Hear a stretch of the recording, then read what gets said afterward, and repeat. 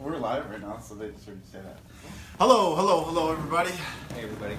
Ah, these chairs are comfortable. They are comfortable. Yeah, these are kind of newer, aren't they? Or have you always had them? No, brand new, just for you. I love the upgrade. Yeah, Tom heard I was coming, and he got new chairs, so I appreciate that.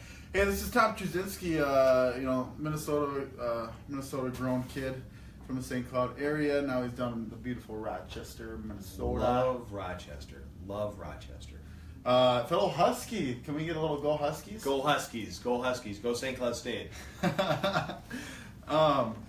If you don't, many people know who Tom is, but if you don't know Tom, I'm going to let him kind of introduce himself right out of the bat here. But just to give a little context, we're at Minnesota Adult and Teen Challenge. It's right now just a men's facility currently, but we have some very cool things that you can even see it when you drive by right next door here. A women's facility that is much needed in our southeast Minnesota, and it's going to serve many people. But let's get to you, Tom. Who are you? Let the people know. Well, hi, everybody. Thanks for watching. My name is Tom Truszinski. I am the Center Director of Minnesota Adult and Teen Challenge, and I've got a real heart for this. I have a very big passion to see people set free from addiction, whether it be drug or alcohol or really any kind of things that have wrapped chains around people's hearts and around their lives and are killing them. Because for the longest time... Hold on 1 second, buddy. Keep going. We're starting over. Nope. For the longest time, I had chains around my life that enslaved me to addiction. I was primarily an alcoholic, but I would utilize really any kind of drug that was available. Because of what I was trying to do, Karsen, is I was trying to cover up a hurt. I was trying to self-medicate a problem that I had that I never treated or even knew existed. It wasn't until I got to a point of being sick and tired of being sick and tired that I got the help that I needed. Unfortunately, it took many arrests. It took suicide, not only thoughts, but even strong consideration one evening. It took me driving a motorcycle full speed in the back of a truck where I busted up my hip pretty good, nearly died, and I cut off my right foot. It took that laying on the pavement, thinking I was going to die as I was going in and out of consciousness, feeling literally blood pouring out of the midsection of my body, for me to really look up, and I said, God, help me. And it was in that moment that the change started. And if we would just kind of talk about that moment, what did you feel? You know what I mean? God coming down on you. Talk to me that feeling, and for people just put into context. That moment, I don't think I will ever forget. That will live with me because I don't think I ever felt desperation and reality like I did in that moment. For the longest time, money was my God. Climbing the corporate ladder, success. I was the vice president of a large finance firm in downtown St. Paul. We had 5 offices in 4 different states, and I was one of the #1 guys in the firm, making money like there was no tomorrow. Articles being involved in the Investors Business Daily, the Wall Street Journal, and that was pretty heady stuff, but it was also a toxic cocktail for a guy who was struggling. And that night that I got splattered on the pavement, all of the stuff, all of the money, all of the notoriety, none of that mattered in that moment, as I was literally going in and out of consciousness thinking I was going to die. What I felt in that moment was something faith-filled that I never felt before. And that was, I knew that if I died in that moment, I was not going to go to heaven. And that scared the hell out of me, literally, that night, as I called out to God to help me. Up until that moment, I thought he was far off, uninterested, unavailable, unable to ever be pleased. But in that moment, I had nowhere but up to look, Karsen, and I asked him to help me. And what has transpired from that moment to this moment, has been life-changing. What do you tell people who rebel against that? Like how you were. I mean, you rebel against, higher power. You really do, and you don't believe in it. And it took you to get in a bad accident to call out and to now believe and to feel, God's presence. Yeah. Well, the one thing that never worked for me is shoving it upon people. Everybody is at a different spot. Everybody's at a different pace. And I remember people shoving it down my throat, and how that worked. In fact, one of the things that hurt me was when I was 13, my dad died of lung cancer. And I remember that somebody came over to my house and said to my dad, "Pete, the reason why you're not healed is because your faith is too small." And I looked and I go, man, if that's the way the church feels, and if that's kind of where God's at, do I really want anything to do with this? But I found out that that's really not the way he is. He is such a loving father, and that his arms are so wide open, and that his desire is for all of us to come to him. How do I handle that with people? I try to not influence them by words, but really, hopefully, with my actions. I attempt every day, Karsen, to treat people with love, respect, and dignity. In my community here of addiction, if I treat these gentlemen like addicts or like convicts or felons, I'm going to get addict or criminal behavior back. But what I've found is that if I treat people with love, respect, and dignity, I get love, respect, and dignity back. And if I'm doing that, I believe that I'm reflecting God's love. And I put that responsibility onto God's shoulder. It's not onto my shoulders. And I let God show him his love. Let's talk a little bit about what we do here, Teen Challenge, and the vision. There's a short-term wing for men right now, and there's a long-term wing. Kind of describe to me the differences between that and what it takes for somebody to say, hey, I want to go long-term. Yeah. So our program is made up of, like you said, a short-term wing and a long-term wing. The short-term wing is anywhere from 7 to 90 days in duration. It's what's called a Rule 31 licensed by the state of Minnesota treatment program. We believe in a dual diagnosis co-occurring approach, which means that we don't believe that somebody is an addict just because. We believe that there's something in here or something in here that is causing them to trip. I say it often, Karsen, that people don't trip over mountains. They tend to trip over cords. They tend to trip over lumps in the rug, little things, right? And so there's sometimes little things in here or in here are tripping us up. Our desire is to help the guys in both of our programs get to what's in here and here. For me, my addiction, my 18 years of addiction, were caused by abuse and abandonment that I went through as a child. I didn't know that. But when we peel the onion back, we find that there are issues. So we are a residential program. When the guys come into short term, they live here. They don't go out during the day for work. They're here for treatment. It really is a lot like an emergency room, if you will. Then the gentlemen have the opportunity to go back into their work and into their homes, or they can go over to our long-term program, which is a 13-month program. And that is, I like to say it's a faith-based program, but it's really not, and there is a difference. It's a Christ-centered program. We really believe that Jesus needs to be the center of our lives, and for me, that was really the only thing that changed me from being an addict to being in recovery. And I think the beautiful thing about that, folks, is that we're not trying to just make sober people. There are a lot of people that are sober in the world that are just miserable. We want to see people transformed. We want to see them experience the type of life, the joy, the mission, and the vision that God has for them with their personal lives, with their faith lives, and with their professional lives.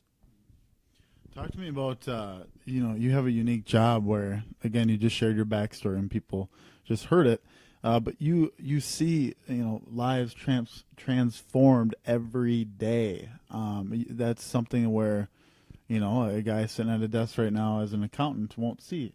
You have a unique job, and I know you really take it to heart. But describe to me seeing these guys who are in your shoes, who are crying out for help, and how amazing that feeling and that sight can be. There's nothing like it. When the gentlemen come into the program, and you see the desperation, you see the hurt, you also see potential, and you also see hope. But the one thing that we have to be conscious of is that treatment is for those who want it, not those who need it. A lot of men come into our program, and women that will come into our program when we open up the women's facility, that need help, but not everybody wants it.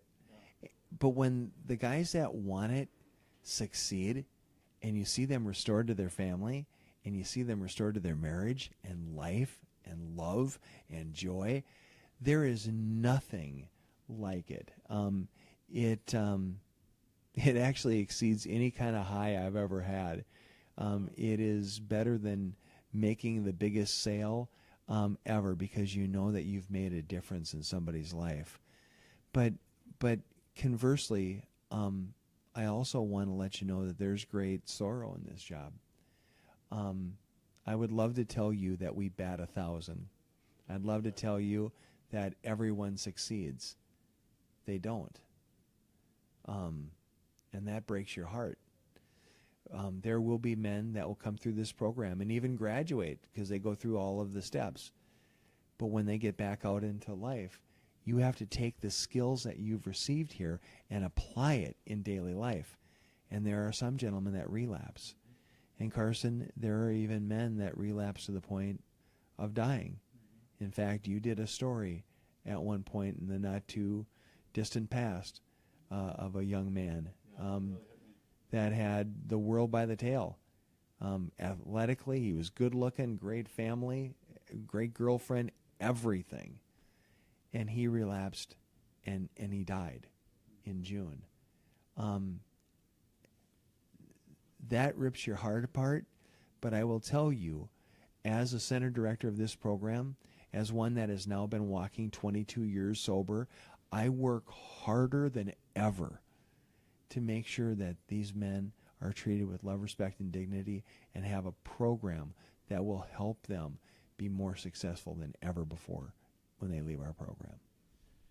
And again, you mentioned how it's, they got to want the help, right? They got to want to go long term. They have to want to be there. It's not something where you're forcing it down their throat, as you've grown up to see. And even I've a little bit, not with my parents, but with people in my communities. And I mean, we've all been there. Describe to me that 13-month deal, and what you are trying. How are you helping these gentlemen? Our goal is to really help them actually embrace their addiction.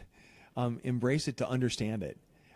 When you're aware of what has been causing the triggers, when you understand what your hurts and pains are, well, then you actually have something that you can address.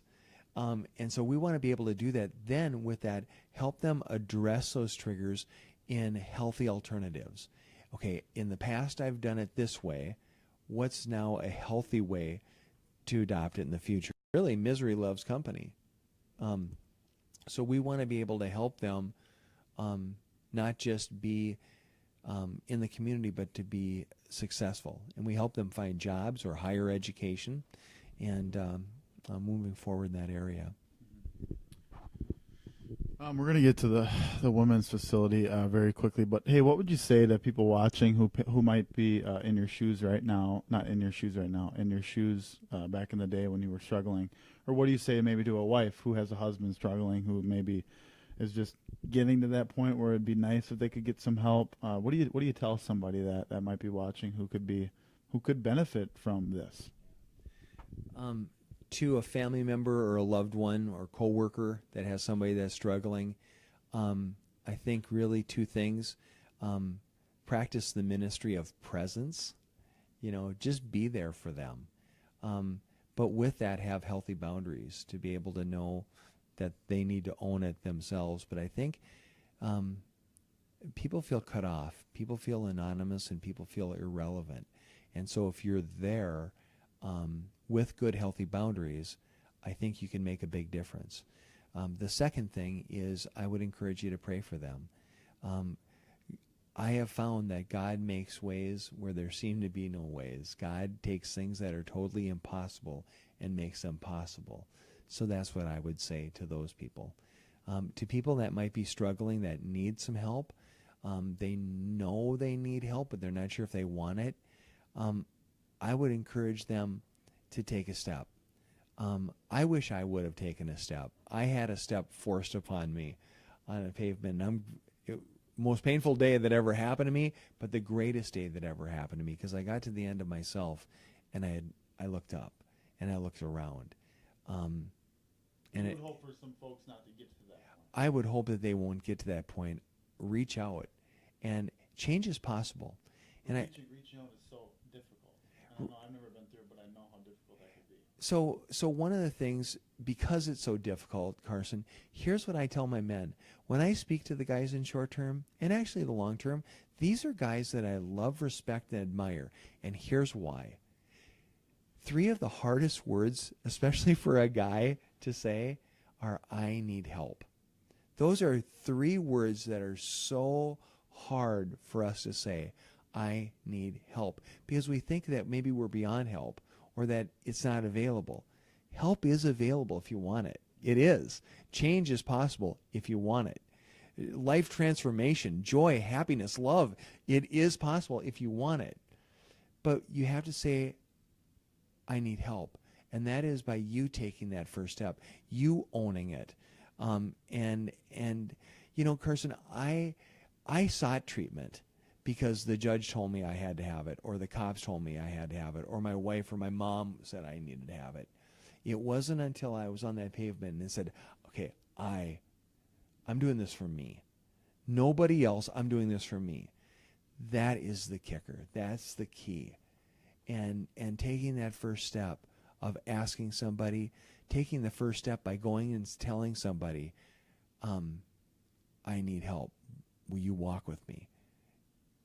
It can be the first step in an incredible life journey. All right, we're going to do kind of part 2 of this, but tell me what we're about to see here. Women's facility. This is something that you, when you came here, it was probably on your mind. It was something that one of your goals. You really wanted to do this because obviously we serve men, but there's a whole other side of this that this addiction affects, and that's women as well. Describe to me what we're going to see, and to describe to me how joyful you are to be able to do this, to be able to restore women with their children and their husbands, and I am so jacked about this women's facility. I actually could not be more excited. When we opened up this men's facility in January 2014, people were excited. People were fired up. But the first question that people would ask me is, great, thank you. When are you going to open up a women's facility? What we're finding out, Karsen, is in southeastern Minnesota, the need for a women's treatment program is actually more significant than it is for a men's. And we've had times when we've been very full here. Okay? What we're finding is that there's not a lot of alternatives for women.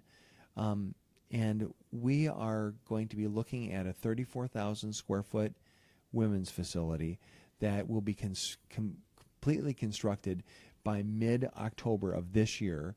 November is when we're planning on starting to have some people come into our long-term program. It is comprised of a long-term program and a short-term program. We will have 34 beds of short-term and 40 beds of long-term. And it's going to be awesome as we see wives, daughters, mothers, women restored to what the plan that God has for them. Yeah, it's going to be awesome. Well, let's go see it. We're going to stay live here. Ryan, if you wouldn't mind helping us out here. We're going to just stay live. Do we need to put any hard hats on or anything? Okay. Can you just grab that and then grab that adapter and just keep the camera on us as we walk here? All right. Here we go. We're mobile here. We're moving. Are we still live? Do we have any comments at all or no? So, yeah, guys, this is kind of just a quick tour of the men's facility, too. Here. What's up, buddy? What's up? How you doing? You want to go on live? No, I don't. Facebook? No? Okay. All right, so we're walking through here. Keep coming, buddy.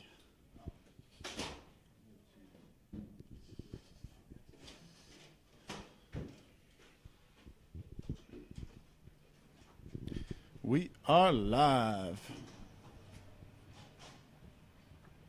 All right, Tom. Here, you take the mic. You talk a little bit. All right. What are we doing? Well, what we're doing is we're walking out of the front part of the men's facility. The men's facility is in the old Bethany Samaritan nursing home. This was constructed in the late 70s, early 80s, and so this is what we're using as our men's facility. As we go around the corner, what you're going to see is a 3-acre parcel that we were able to purchase by the kind sisters of Assisi Heights. The sisters really blessed us. We were looking at properties all over southeastern Minnesota, from Winona to Albert Lee, Austin, Lewiston. We were looking at nursing homes, schools, other properties that were available. And I don't know if you know this, but Mayo Clinic is expanding a lot, Karsen. The Destination Medical Center is causing property prices to soar in this community. So we couldn't find anything. The sisters heard our need, and they felt that our ministry to women and their children met their mission and their vision. And so they sold us 3 acres of land that they owned. So now we have a parcel here, 11 acres for the men's site and 3 acres for the women's. How huge was that as we walk? And you can come with us. My photographer, Ryan, is gracious enough to help us out here. How grateful are you to have it here, though? And you talked about having it in Lewiston. I mean, that's 40 minutes away. How grateful is it to be so transparent and so right next door? Well, it presents some problems, but it also presents some great solutions. You know, being so close to the women's or the men's facility creates a few problems of its own, but we have leadership issues and tactics in place that are going to combat that. But there are some beautiful blessings, some economies of scale by being so close. We are able to not have to expend the money to build a separate kitchen over here, for example. We can have warming trays and a serving kitchen, but that saves probably $300,000. Having the ability for me just to be able to walk across the street and go over there and administrate this building will save a lot of time and money as well. Perfect. This is beautiful. Look at the brick, the beautiful brick. I mean, it looks just like the pictures, the renderings, as I remember it when I was doing stories. I remember the groundbreaking when we were here. And how are we doing, Ryan? Do we have any comments, Mr. Wesley? Okay. Uh-oh. Yeah, are we going to be able to get through here, bud? Yeah, if you just want to show this off, Ryan, this is, again, the new women's facility here in Rochester at Teen Challenge here in Rochester. So it's out of there, right? Okay. So not going? Okay. Come this way, buddy. So yeah, we won't get inside today, but again, what are we looking at? Is this the long-term wing? Sure. This is going to be the long-term wing right here. Once again, 40 units. As you look up there, that is the chapel, the cafeteria, the kitchen, the office spaces. And then on the other side will be the short-term wing, and 34 units over there. There's a nice walking path. One of the things that I think is going to be just a joy to see is we're going to have a beautiful swing set, a 30 by 17 rainbow swing set that was donated by an incredible gentleman whose wife passed away this past summer. They received the money at her funeral, and he said that they wanted to donate it to this project. And in talking to him, she loved their grandkids, loved to see them smile. And as we talked about it, we thought, what about putting a swing set in so that when the kids come to visit Mom, they would have joy as well. And he just teared up when we came up with that idea. And so we're looking forward to having he and his family come and dedicate that swing set and seeing the joy on the kids' faces. And where will that be? Will that be right here or over there? It's going to be somewhere behind the. Yeah, okay. Yeah. Great. When you just look at this, does it give you goosebumps? Or what goes through your mind when you just look at this? You know, it actually blows me away. I can't believe that this is reality. This is a dream that became a reality. I wish there would have been help for my mother, and there wasn't. But there is for ladies now. And I think of what could have been different in my life, but what will be different now for other kids. And so it just blows me away. And I'm just excited to see lives changed here. When do you take applicants? Have you guys filled up already, or when does that process get? And then when do you guys officially open the facility? Yeah. The plan right now is to finish the construction in October, bring down probably 6 to 10 women from Rochester that are in the Minneapolis program, probably the first part of November, and open up our long-term program. We're in the process of getting our license for the short-term program, which will probably open in January.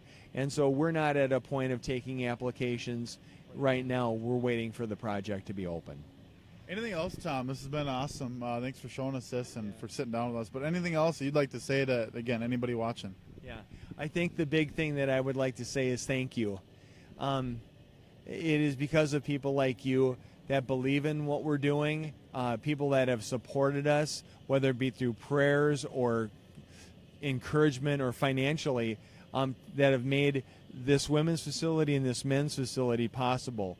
Thank you for welcoming us into the community. It has been a joy to be a part of this community for the last 3.5 years, and I'm looking forward to the future. So thank you, and God bless you. Thank you for your time, buddy. Appreciate it. You can hit finish, bud. Thank you.